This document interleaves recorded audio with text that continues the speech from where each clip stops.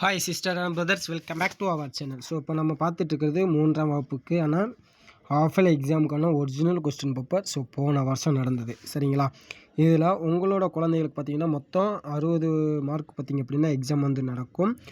அதுக்கு என்னென்ன அவங்க படிச்சிருக்கிறோம் அப்படின்றத டீட்டெயில்ஸ் ஃபுல்லாமே இந்த வீடியோவில் பார்த்தலாமா? அதுக்கு முன்னாடி நம்ம சேனலை சப்ஸ்கிரைப் பண்ணிக்கோங்க. ஏன்னு சொல்கிறோம் அப்படின்னா டேர்ம் 3க்கான புக் பேக் அண்ட் ஒர்க் புக்கான ஆன்சர் கீ ஃபுல்லாமே நம்ம சேனலில் போட போகிறோம். ஸோ அதுக்காக தான்.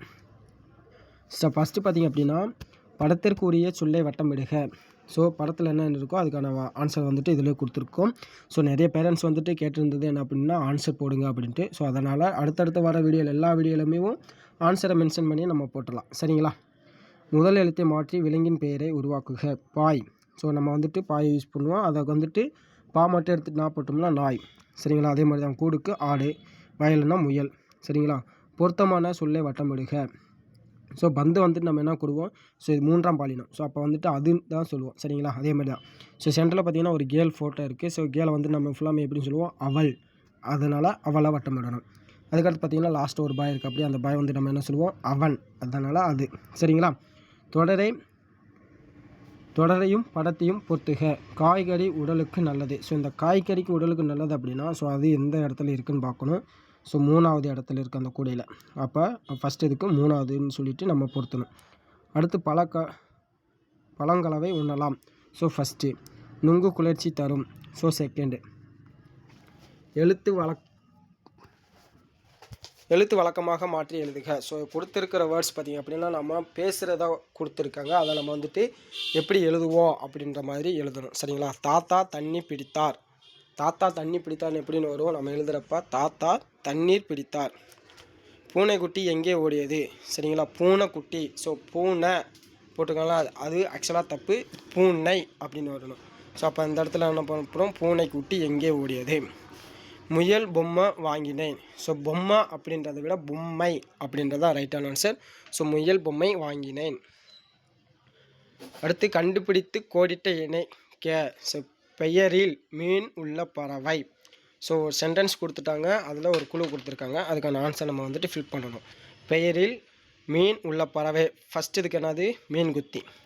பெயரில் புள்ளி உள்ள விலங்கு. ஸோ என்னதுக்கு வரும்? புள்ளிமான். பெயரில் வரி உள்ள விலங்கு.